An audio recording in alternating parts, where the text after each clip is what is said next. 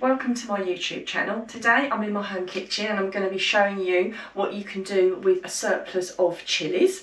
So if you've not already subscribed to my channel, if you could please do so, because I'll give you lots of helpful hints and tips all throughout the year from my home garden, my allotment and also my home kitchen. Now when I grow my chilies, I often get far too many, so I eat some fresh, which is absolutely fantastic, but then I have tons and tons left over. So what I've done already is I've got some frozen whole in the freezer to get out during the year when I want more of a fresh chilli experience. I've dried some in my dehydrator. So they're already dried and already broken up into small pieces. I will put a link in the description if you haven't got a dehydrator and you want to source the one I've got already. Something else I do, which I really love and I've done for many years, is chilli jam. Now the recipe I use is one by Nigella Lawson in her Christmas book. This is generally a really good book with lots of brilliant recipes, especially around Christmas time, and the chilli jam goes down incredibly well with our family and also our friends. So the recipe I'm going to use is this one here called chilli jam. So you will need 150 grams of chilies, which I will chop and blitz up in the food mixer. You'll also need 150 grams of red peppers. If you're lucky enough to still have your own red peppers, you can use those, but I've had to source mine from a local farm shop.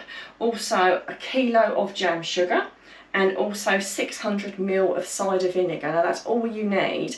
It's an incredibly simple recipe and really delicious with fish, cold meats, turkey, that kind of thing. So it makes about 6 250ml jars, so I've already got my jars in some sterilising solution at the moment while I'm preparing this, and that's always a good tip. I always get my jars ready while I'm then doing it, so then when it's ready I can then put them straight into the clean jars. Really important you do clean your jars, even if you just wash them in hot soapy water and just put them in the oven, because otherwise your lovely preserve might go mouldy and that wouldn't be very nice to lose something you've preserved. So the first thing I'm going to start doing is to start preparing my chilies. This is probably the fiddliest bit and the bit that can make your eyes water. What I'm going to do is I've got some rubber gloves, which I would really recommend, because when you get it on your fingers it's really then easy to like touch your face and get it in your eyes. So I'll put my gloves on, I will chop the pepper up roughly, and also I will also chop these chilli peppers up roughly, and then I'll put them in the food processor to blitz them smaller. Now obviously you remove the seeds as best you can. It's really easy to remove the seeds in the pepper. It's not so easy with the chilli jam, and I actually often leave a few of the seeds in. It does all depend how hot you like your chilli jam to be. So I'll get started and start chopping. So I've roughly chopped all the chilies and peppers in there, the sweet peppers, and now I'm just going to blitz them in a food processor. That's by far the easiest way to do it.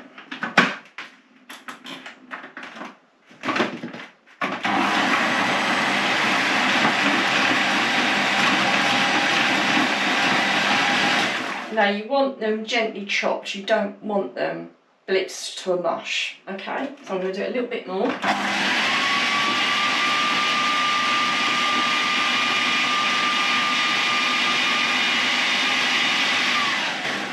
Look, a little bit more.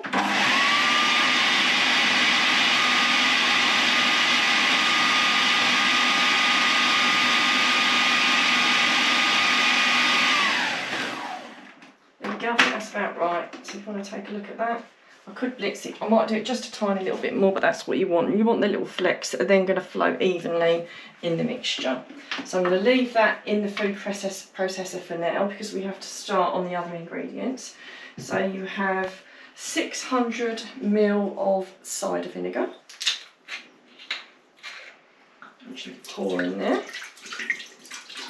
and 1 kilo of jam sugar.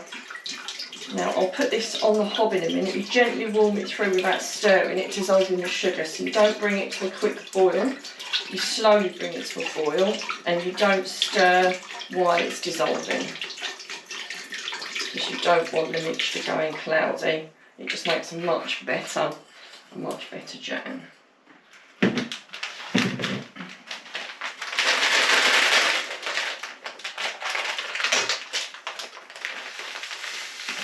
Pour that in.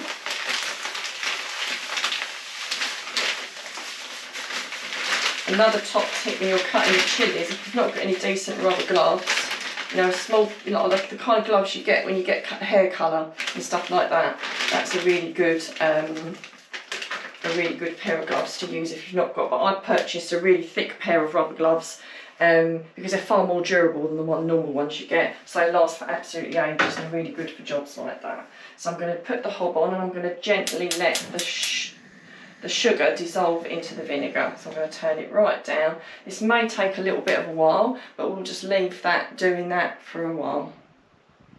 So while the sugar and the vinegar have been mixing together and dissolving, I've actually finished cleaning my jars, so they're all ready for when I need to put them in there. So it's a really good time to do that, because you do just have to leave that, so it gives you time to sort all your jars and what have you out. And I normally have a big jug and also something to help me pour it in, which is quite useful.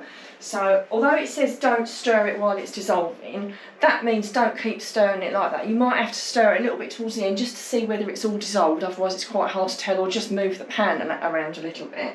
So I've blitzed up the chilli and the peppers, and I'm now going to put these in. So it's really handy to have a spatula to get everything off. And what you might find is the seeds often stick to the top, so if you don't want the seeds in, if you've got any still left, you can just try and discard them. But like I said, it is quite nice to have a few. One question that some people ask is, what happens if not all my chilli peppers are red? Well, I've got a couple in there that were still a little bit green, and I've put them in anyway because, you know, you kind of want to use them all up. You want mostly red, but it doesn't matter if you've got slightly different. I've done this before with different colour. It just means you get different colour flecks in it, but it is predominantly red most of the time. So I'm just putting all the chilli in there, being careful not to touch any of it, because like I said, it's really easy to get some of this and then, you know, get it in your eyes. When you wash up all your utensils after this, do give them a really good wash in really hot soapy water, and I sometimes put a little bicarb in to make sure there's no chilli left in there. So now all you have to do is, as stated on the recipe, bring this up to a rollicking boil and boil it for 10 minutes, and then you need to test it. So I've boiled it for 10 minutes, and exactly like it says in the recipe, on a rollicking boil, you boil it as hard as you dare basically. And now I've turned it off, and I have to leave it so that the chilli flakes will settle in between the mixtures. If I poured it now, they wouldn't have dispersed exactly in the mixture. You'd have like all chillies at the top rather than all mixed round. So I'm going to leave that for about half an hour to 45 minutes.